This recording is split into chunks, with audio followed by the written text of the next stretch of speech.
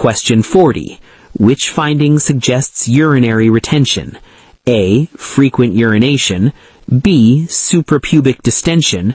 C. Burning sensation. D. Dark urine. Answer B. Bladder distension indicates retention. Question 41.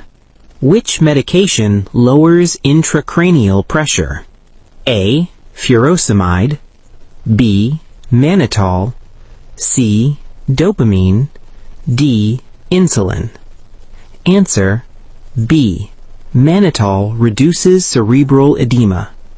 Question 42. Which sign indicates respiratory acidosis? A. Low PaCO2. B.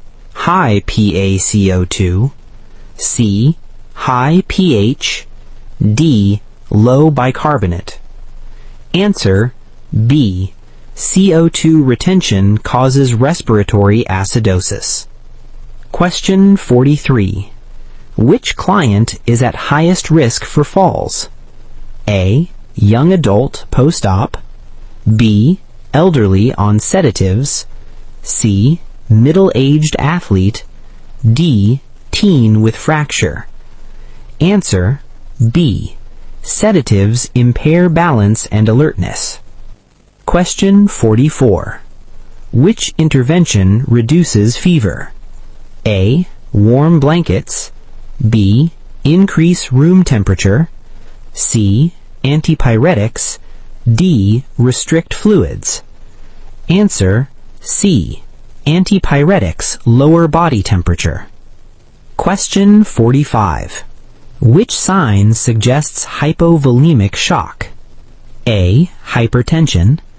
B. Bounding pulse. C. Tachycardia. D. Warm skin. Answer C. Tachycardia compensates for low volume. Question 46. Which teaching is correct for insulin injection? A. Massage site after injection. B. Rotate injection sites. C. Inject into muscle. D. Use same site daily. Answer B. Site rotation prevents lipodystrophy. Question 47.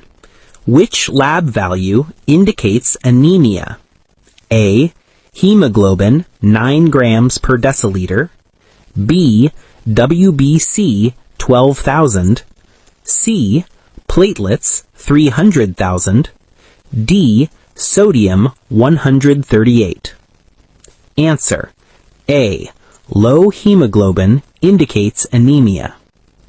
Question 48. Which assessment finding suggests pain in a nonverbal client? A. Relaxed posture. B. Smiling. C. Grimacing. D. Normal vitals. Answer C. Facial grimacing is a pain indicator. Question 49. Which sign indicates fluid volume deficit? A. Edema. B. Crackles. C. Orthostatic hypotension. D. Weight gain. Answer C. BP drop on standing indicates low volume. Question 50. Which intervention prevents medication errors? A. Administering quickly. B. Skipping identification. C. Using two patient identifiers. D. Relying on memory.